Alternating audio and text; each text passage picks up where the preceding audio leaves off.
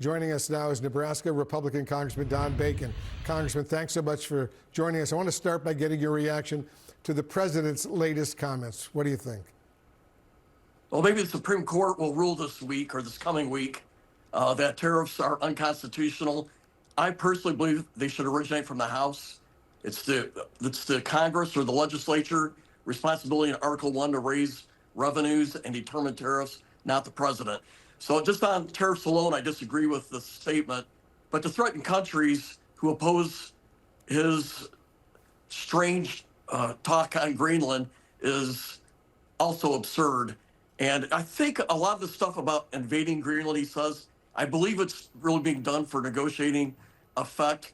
But he says it almost every day. So I feel like people like me and others, we got to speak up and say it's wrong. You don't threaten a NATO ally.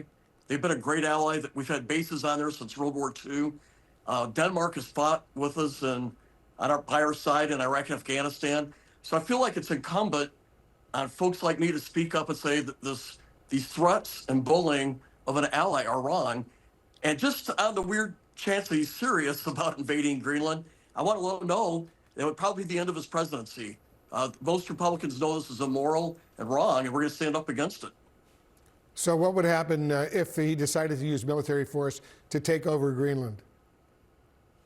Well, I think one way or the other way, whether it's even Republican control or if it's Democrat control after November, I think it would lead to impeachment.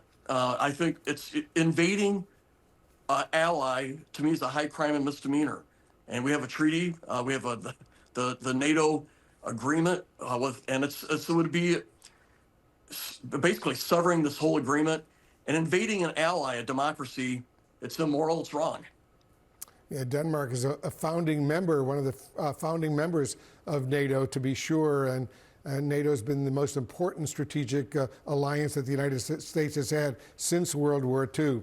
I want you to listen, Congressman, to what the Louisiana governor, who's now also a special envoy to Greenland, Jeff Landry, said this morning. Listen to this.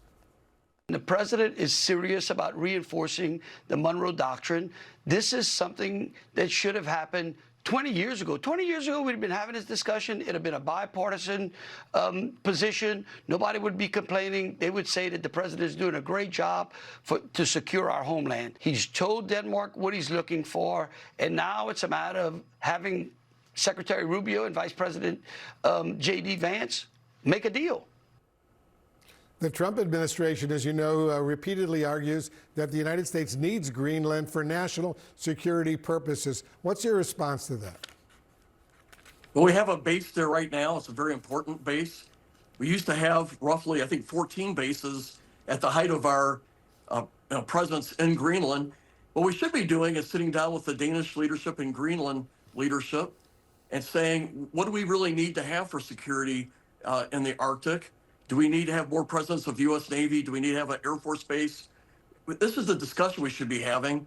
Denmark would be very supportive of this. So would the citizens of Greenland. They would love to have more presence there. They would love to have more U.S. investment in mining.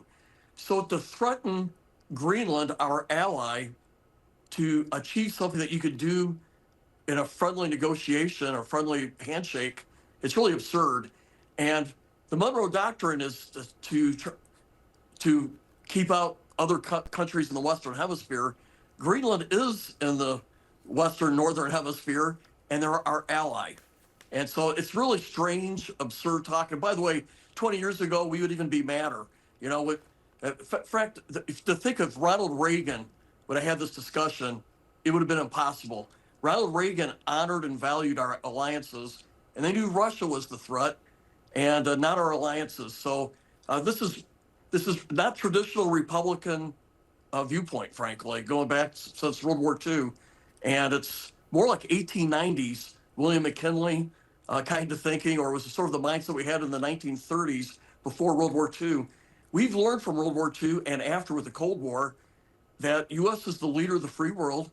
We should do it with humility, but also that we have to have close friends and alliances. This administration seems to forget those lessons learned, and it really comes out clear when we're talking about this Greenland issue. Yeah, Greenland, part of Denmark, a major NATO ally. Hard to believe what's going on right now. Republican Congressman Don Bacon, thanks so much for joining us. Thank you.